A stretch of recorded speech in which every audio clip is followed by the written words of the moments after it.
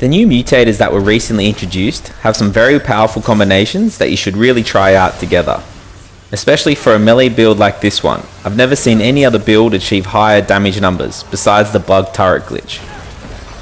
The Edgelord mutator with the Atom Splitter coupled with the Ball mod gets some crazy weak spot numbers, and it can get even higher if you add in consumables. The Atom Splitter has always been strong, but it was really slow and awkward to use because of its slow charge time.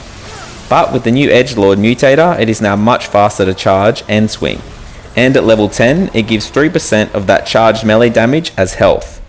With added in 3% from Siphon to trade, and you get a massive 6% lifesteal without wasting a ring or amulet spot on that. Also, adding in Anastasia's Inspiration Ring for haste makes our melee weapon swing really quick, which is needed when trying to use the Fission Strike charged attack. After this build, I'll talk more about the DLC that's almost here and how powerful it'll make some of the new mutators, like the Stormbringer. Make sure you have it before the DLC arrives so you can be as powerful as possible. I do have good news about the spawn rates increasing for those new items, but I'll let you know about that a bit later. Now this is where the synergy between the new mutators comes in. As I mentioned before, we want the Ball mod on the primary weapon. The weapon is up to you, but just needs an open mod slot for the Ball mod. For the mutator, equip Kill Switch. This works great when facing groups of enemies. If you're surrounded, switch weapons to activate the Kill Switch. This explosion isn't massive on Apocalypse difficulties, but it'll definitely stagger all basic enemies around you, giving you plenty of time to get some quick melee charge swings in. For the secondary weapon, I go with the Enigma because of its Chaos Driver and the new Spirit Healer mutator and their powerful combination together. It'll help with big health regen when you're in a sketchy situation. Plus it gives some good range support. The Chaos Driver is so helpful here because it has the standard 7 shots, so that's automatically 7 stacks of 5 health regen, and that's without any mod build regeneration built in, because you could almost have unlimited shots for the health regen.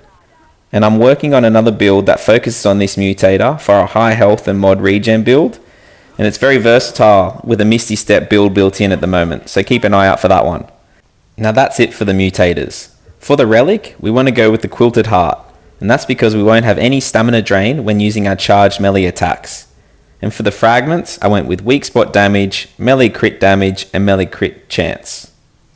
We want the Invader as the primary archetype, not just for the wormhole skill, but also because any enemies that attack our decoys, we will do an extra 15% damage to them. And our decoys will spawn from the wormhole and relic uses, and also some of our evades will spawn decoys. This is great for all encounters, plus the Invader provides lots of other melee damage bonuses. The amulet and ring choices are fairly straightforward, but if you want any more details on them, just let me know in the comments below, and the same goes for the trait selection. Now for some important DLC news. It is called the Awakened King and launches on the 14th of November. If you bought the Ultimate Edition of Remnant 2, we'll get it at no extra cost, or you can buy the 3 DLC combo for $25 or this DLC alone for $10. One of the developers stated that the new mutators will be easier to collect for anyone who hasn't collected them at all yet. And that's because the new aberration enemies that drop these items will have a significant increase to their spawn rate. Since the Halloween event, I've only seen a handful of aberrations, but now the spawn rate will be lifted to 10% on Survivor, 20% on Veteran, 35% on Nightmare, and 50% on Apocalypse. This goes live from the DLC launch date, and this is great news for everyone, as even if you've collected all the new mutators, the aberrations make for fun new interesting fights. One of the most exciting things about the DLC is it's bringing a new archetype with it, called the Ritualist, that focuses on increasing elemental damage.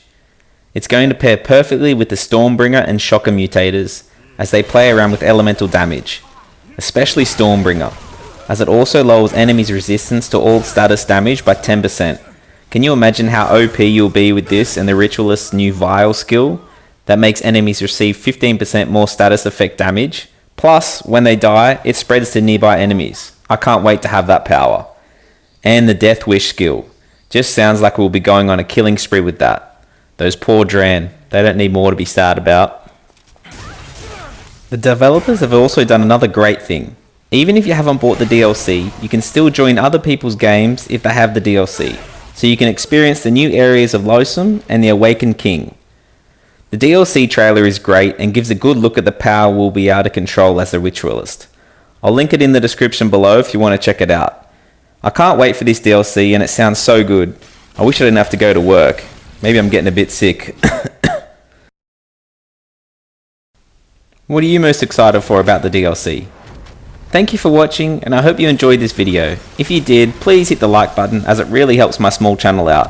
I have plenty of videos planned about the DLC and all the new items it holds, plus the Spirit Healer Mutator build.